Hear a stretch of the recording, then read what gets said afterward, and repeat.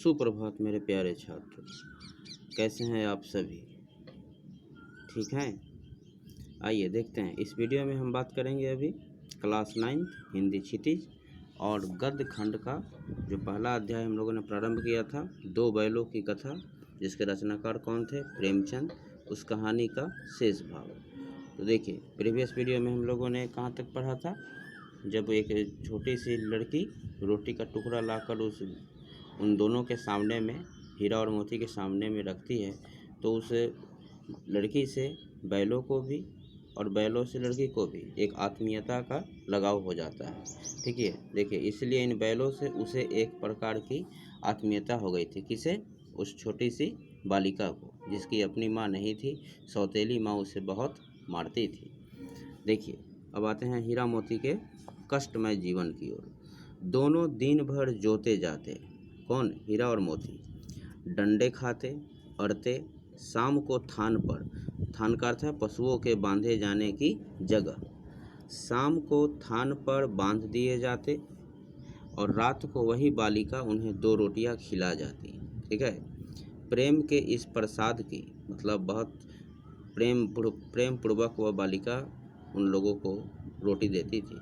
प्रेम के इस प्रसाद की यह बरकत थी, यह वृद्धि थी कि 2-2 गाल सूखा भूसा खाकर भी दोनों दुर्बल न होते थे, मगर दोनों की आंखों में रोम रोम में विद्रोह भरा हुआ था, मतलब एकदम गुस्सा भरा हुआ था, बालिका के प्रति नहीं। एक दिन मोती ने मूक भाषा में कहा, अब तो नहीं सहा जाता हीरा, क्या करना चाहते हो? कौन बोला? हीरा। एकाध को सींगों पर उठाकर फेंक दूंगा। ठीक है, लेकिन जानते हो, वह प्यारी लड़की जो हमें रोटियां खिलाती है, उसी की लड़की है जो इस घर का मालिक है। यह बेचारी अनाथ न हो जाएगी? मतलब यह दोनों, हीरा और मोती, आपस में बात करते थे। याद रखिएगा, मोती बहुत उदंड था। तो मालकिन को न फेंक दूँ, वही तो उस लड़की को मारती है। लेकिन औरत जात पर सींग चलाना मना है, यह भूले जाते हो। तुम तो किसी तरह निकलने ही नहीं देते। बताओ, तुरा कर भाग चले, मतलब तोड़ कर भाग चले बंधन को? हाँ, यह मैं स्वीकार करता हूँ, लेकिन इतनी मोटी रस्सी टूटेगी कैसे? इसका एक उपाय है। पहले रस्सी को थोड़ा सा चबा लो, फिर एक झटके में जाती है, मतलब टूट जाएगी। रात को जब बालिका रोटियां खिलाकर चली गई, दोनों रस्सियां चबाने लगे, पर मोटी रस्सी मुंह में न आती थी। बेचारे बार बार जोर लगाकर रह जाते थे। सहसा घर का द्वार खुला और वही लड़की निकली। दोनों सिर झुकाकर उसका हाथ चाटने लगे प्रेमपूर्वक। दोनों की पूंछें खड़ी हो गई। उसने उनके माथे सहलाए और बोली, खोले देती हूँ, चुपके से भाग जाओ, नहीं तो यहाँ लोग मार डालेंगे। आज घर में सलाह हो रही है कि इनकी नाकों में नाथ डाल दी जाए। जानवरों के नाक में जो नाथ डाल दिया जाता है नियंत्रण के लिए। उसने गराऊं खोल दिया, पर दोनों चुपचाप खड़े रहे। मोती ने अपनी भाषा में पूछा, अब चलते क्यों नहीं? हीरा ने कहा, चले तो, लेकिन कल इस अनाथ पर आफत आएगी, सब इसी पर संदेह करेंगे। इसी पर मतलब किस पर? बालिका पर। अचानक बालिका, मतलब सहसा बालिका चिल्लाई, दोनों फूफा वाले बैल भागे जा रहे हैं। ओ दादा, दादा, दोनों बैल भागे जा रहे हैं, जल्दी दौड़ो। कौन बोली? बालिका बोली। देखिए आगे। गया हड़बड़ा कर भीतर से निकला और बैलों को पकड़ने चला। गया कौन था? झूरी का साला। वे दोनों भागे। गया ने पीछा किया और भी तेज हुए। गया ने शोर मचाया, फिर गांव के कुछ आदमियों को भी साथ लेने के लिए लौटा। दोनों मित्रों को भागने का मौका मिल गया, सीधे दौड़ते चले गए, यहाँ तक कि मार्ग का ज्ञान न रहा। जिस परिचित मार्ग से आए थे उसका यहाँ पता न था। नए नए गांव मिलने लगे। तब दोनों एक खेत के किनारे खड़े होकर सोचने लगे, अब क्या करना चाहिए?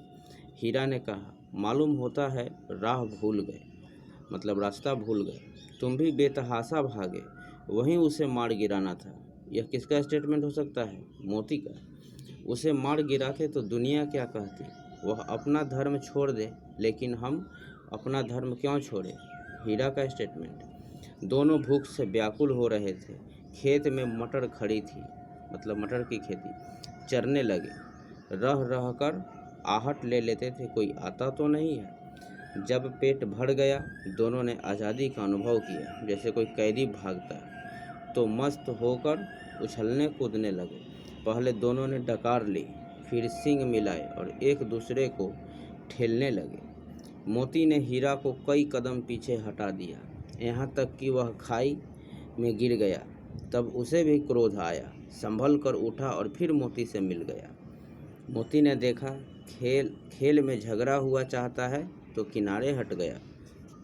मतलब ये दोनों आपस में खेल रहे थे। अरे यह क्या, कोई सांड डौंकता चला आ रहा है। कौन? सांड। हाँ, सांड ही है। वह सामने आ पहुंचा। दोनों मित्र बगले झांक रहे हैं, क्या करें क्या न करें।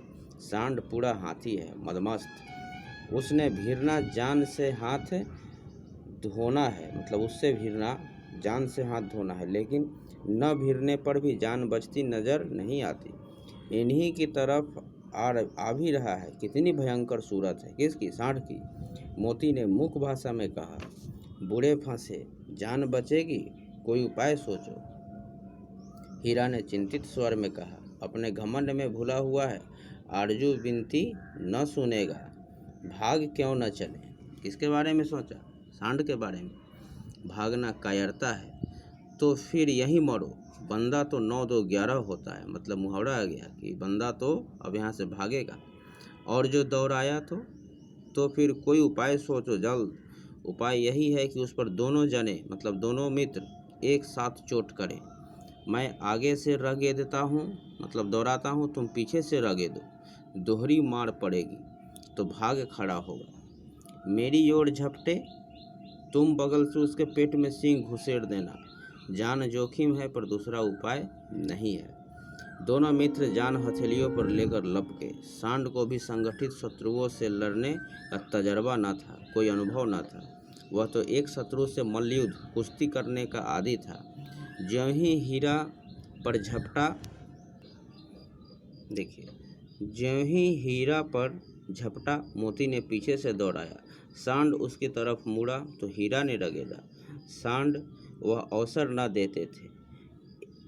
कुछ छूट गया। सांड चाहता था कि एक एक करके दोनों को गिरा ले, पर ये दोनों भी उस्ताद थे, उसे वह अवसर न देते थे। एक बार सांड झल्ला कर हीरा का अंत कर देने के लिए चला कि मोती ने बगल से आकर पेट में सींग भोंक दिया। सांड क्रोध में आकर पीछे फिरा तो हीरा ने दूसरे पहलू में सींग चुभा दिया। आखिर बेचारा जख्मी होकर भागा और दोनों मित्रों ने दूर तक उसका पीछा किया, यहाँ तक कि सांड बेदम होकर गिर पड़ा। तब दोनों ने उसे छोड़ दिया। दोनों मित्र विजय के नशे में झूमते चले जाते थे। मोती ने अपनी सांकेतिक भाषा में कहा, मेरा जी तो चाहता था कि बच्चा को मार ही डालूं। हीरा ने तिरस्कार किया, गिरे हुए बैरी पर सींग न चलाना चाहिए, यह सब ढोंग है, दिखावा है। बैरी को ऐसा मारना चाहिए कि फिर न उठे। अब घर कैसे पहुंचेंगे वह सोचो, पहले कुछ खा लें तो सोचें। सामने मटर का खेत था ही, मोती उसमें घुस गया। हीरा मना करता रहा पर उसने एक न सुनी।